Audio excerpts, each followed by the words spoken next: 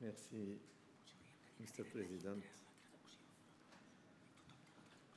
Bom dia, molt honorable President, honorable conseiller, magnífica rectora de la UOC, magníficas rectoras y magníficos rectors de las Universitats de Catalunya, président del Conseil social, és un gran privilegi i un gran honor per mi oferir aquesta conferència en l'inauguració del curs acadèmic del sistema universitari català. Muchas gracias. Je suis très honoré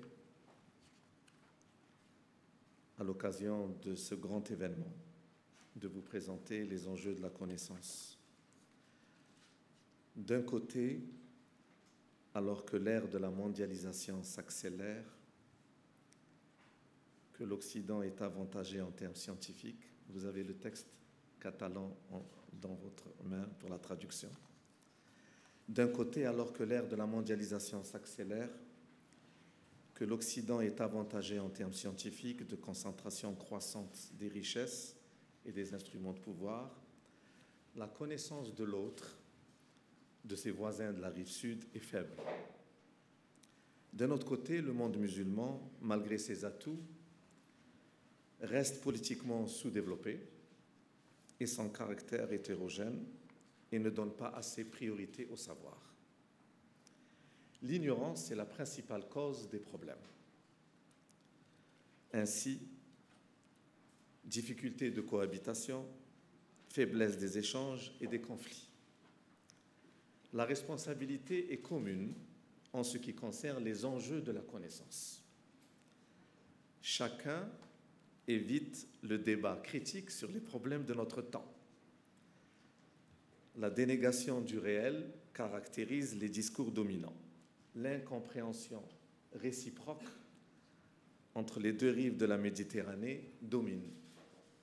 L'opinion finit par ne plus voir que la violence de l'autre dont elle ne saisit pas les raisons. Pourtant, existe un vrai tissu relationnel transculturel ancestral qui témoigne des liens féconds et d'une possible intelligence de l'autre. Compte tenu du fait que le devenir est commun ou ne sera pas, il est urgent dans la réciprocité des droits et des devoirs de s'orienter vers les connaissances mutuelles pour changer le monde vers l'ouvert, bâtir des ponts et la symbiose, accéder à des niveaux auxquels l'accès est impossible tout seul. Sur le plan politique, chaque pays occidental et les institutions qui se relient entre eux sont stables et se perfectionnent. L'Occident reste la source des règles et des concepts en matière de gestion des relations internationales. Cependant, la crise, les déséquilibres et les difficultés pour lier éthique et efficacité, pluralité et unité, justice et richesse exigent de mettre l'accent sur la connaissance mutuelle afin d'apprendre de chacun et de tenir compte des valeurs spécifiques. Mais sans connaissance, il n'y a pas d'avenir. Des politiques affirment à juste titre qu'il n'y a pas de paix sans justice. Mais sans connaissance, il n'y aura ni l'une ni l'autre. En misant sur la connaissance, on fait le pari de la longue durée, d'autant que la connaissance est un des rares biens qui se multiplient quand on le partage. Les progrès des sciences ont rendu possible la fin de la domination des récits de la modernité, qui prétendent donner des explications définitives et à sens unique de l'histoire humaine. Le récit du savoir moderne sur l'émancipation du citoyen sur la seule base du progrès matériel, de la rationalité et du libéralisme est contestable. Le savoir ne peut pas être réduit à une marchandise informationnelle, unificatrice. En général, La pensée occidentale considère que ces valeurs, au sujet de l'individu et de la société, sont les seules valables, alors qu'ils posent problème pour d'autres cultures. D'où l'importance de rechercher des valeurs communes, c'est-à-dire admettre le droit à la différence, le droit à la critique, donner droit de citer à des histoires singulières qui permettent de réaliser l'essentiel, le vivre ensemble.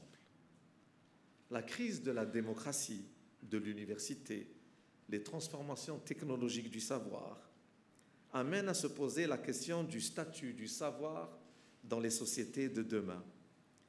L'informatisation conduit à reconsidérer la transformation du savoir.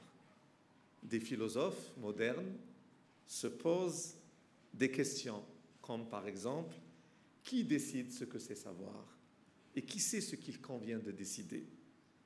À l'âge des nouvelles technologies de l'information, la question du savoir concerne l'avenir de la société. Elle ne se réduit pas à l'alternative d'un savoir technologique.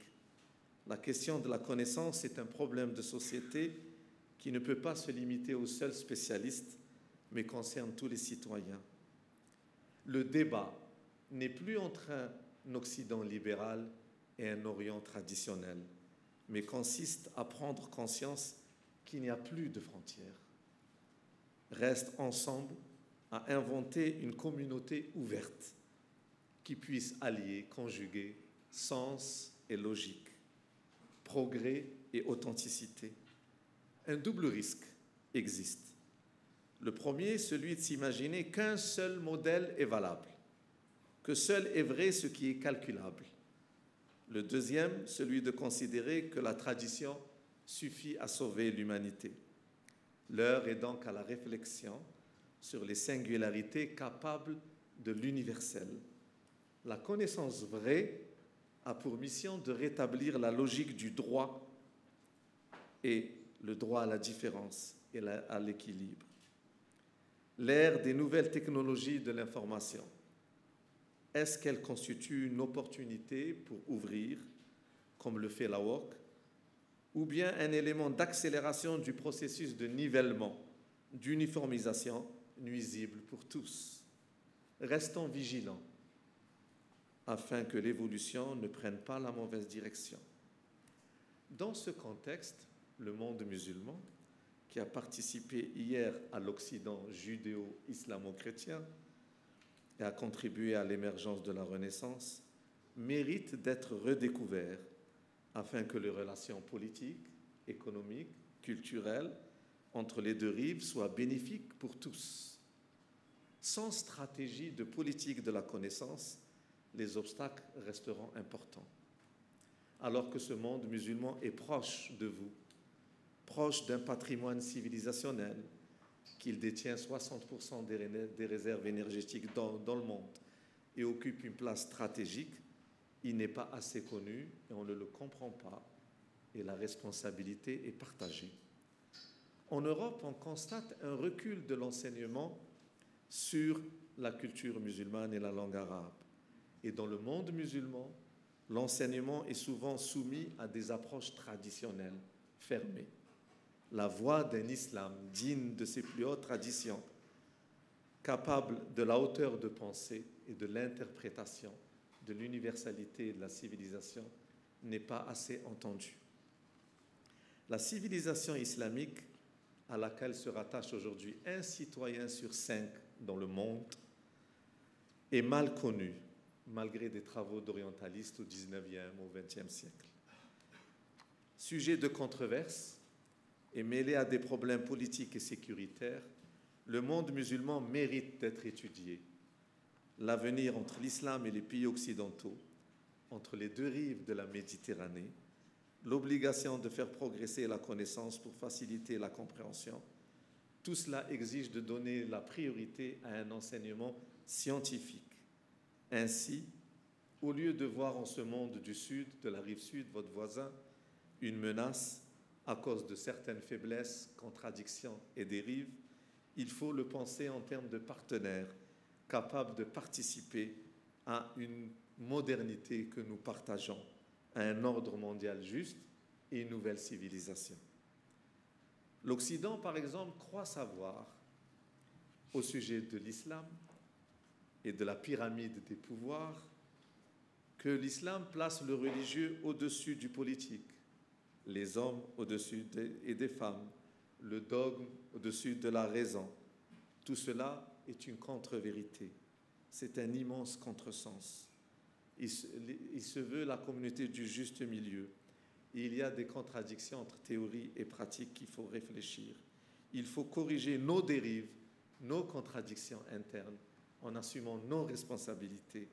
C'est cette approche-là que des islamologues comme Hassan Palacios, Juan Verne, Michael Epalza et d'autres avaient étudié. Aujourd'hui, il y a une crise de la connaissance, au nord comme au sud. Chacun croit détenir la vérité. Le savoir devient un outil de domination à l'usage sélectif d'une catégorie. On assiste à de l'intolérance. Il existe une vérité scientifique universelle, mais personne n'a le monopole. Nul n'a le droit de l'imposer. Il ne s'agit pas de relativisme. Par le savoir, la recherche d'une nouvelle civilisation et d'une modernité du vivre ensemble est nécessaire. Pour cela, l'acte de s'ouvrir est fondamental. Et je dis souvent, je préfère un athée ouvert à un croyant fermé. La Catalogne, au lieu de l'hospitalité, de la grande hospitalité, la terre de Ramon Llull et de tous ceux qui sont fiers de leurs racines, qui a abrité le processus euro-méditerranéen et qui abrite aujourd'hui le siège de l'Union pour la Méditerranée, prouve chaque jour qu'elle donne l'exemple de l'ouverture. Et ma présence est un signe fort de cette ouverture vers la Méditerranée, car notre destin est commun, passé commun, futur commun. L'université Oberta de Catalogne et la UOC est un symbole vivant avec ses disciplines tournées sur le monde et l'avenir. Et l'ouverture cette année universitaire 2009-2010 du master d'études islamiques et arabes sur des bases scientifiques reflète cette politique sage et responsable. L'heure est en effet à l'ouverture, au dialogue et à la vigilance. Il faut que les relations internationales soient démocratiques et il faut que nos sociétés apprennent la démocratie. Ainsi, ce qui est préoccupant, c'est le recul du droit à la critique. Vous avez le droit de critiquer notre société. Vous avez le droit de critiquer notre culture et notre comportement. Et nous avons le droit de critiquer les dérives de la modernité. Nous avons besoin les uns des autres pour pouvoir apprendre à vivre ensemble. Il n'y a pas d'avenir sans l'écoute de l'autre, sans le partage. Ainsi, ce qui pose problème, c'est le droit à la critique. Et nous avons le droit, chacun, de montrer que sans l'autre, sans le regard de l'autre et la parole de l'autre, on ne peut pas avancer. L'Occident et le monde musulman ne dialoguent pas vraiment, ne négocient pas assez, alors que les enjeux complexes en ce XXIe siècle sont sur le plan politique, celui de la démocratie, sur le plan économique, sur le niveau de vie, et sur le plan culturel, des identités. Théoriquement, lorsqu'on est chargé de gérer l'avenir, politique ou scientifique, on doit s'éveiller et respecter l'autre. On doit savoir que la peur est mauvaise conseillère. Il y a trop de peur au nord et trop de colère au sud. La colère est mauvaise conseillère et la peur est mauvaise conseillère. Le savant doit éveiller les consciences, aider l'autre à dépasser la peur et la colère liées à la question des risques et vérifier les enjeux. Il nous faut apprendre et voir ce que chacun ne voit pas sur lui-même et ne voit pas sur l'autre. Sur le plan des défis, en conclusion, il y a les grands changements mondiaux auxquels sont les défis communs, common challenge. Le premier facteur à avoir changé, comme le remarquait déjà il y a 5 siècles Ibn Khaldoun, le père de la sociologie, c'est celui de l'augmentation de la population. Cela signifie des migrations importantes. Il faut répondre ensemble aux défis de l'immigration, de la citoyenneté et du multiculturalisme. Le deuxième problème, c'est le système de consommation du monde économique développé la croissance détruit la nature. Le troisième changement qui a débuté il y a 5 siècles, c'est le monopole des instruments de décision et de domination. L'Occident, qui se considère comme le centre du monde, gère le reste du monde comme une périphérie. Les sociétés arabes, quant à elles, sont fragiles par la mauvaise gouvernance, les inégalités et pas assez d'éducation et de savoir. On doit chacun corriger à partir du dialogue ce que sont nos contradictions et nos faiblesses. Sur le plan fondamental de la connaissance, dans le monde dominant, l'aspect inquiétant est donc en conclusion la remise en cause de la possibilité de penser. Il nous faut apprendre à penser et non pas à imiter. L'époque, qui se définit par son caractère technique, maîtrise seulement les choses par l'exploitation des résultats des sciences exactes, alors qu'il nous faut apprendre à penser culturellement, humainement, socialement. On assiste à la difficulté à assumer l'équilibre entre éthique et science. Comme vous savez, science sans conscience n'est que la ruine de l'âme.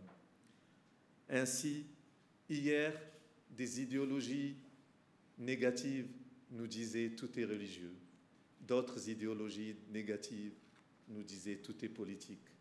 Aujourd'hui, on nous dit rien n'est religieux, rien n'est politique, tout est marchandise. Quel grand problème. Ainsi, nous avons besoin que vous nous donniez l'exemple pour favoriser l'interconnaissance, l'échange de la connaissance, le multilatéralisme et pas l'unilatéralisme, la consolidation du droit pour retrouver une civilisation commune. Aujourd'hui, il nous manque une civilisation commune. On parle de choc des civilisations alors qu'il n'y a plus de civilisation. Il y a des progrès scientifiques, techniques, mais on a besoin d'une nouvelle civilisation. La responsabilité est commune, elle est partagée.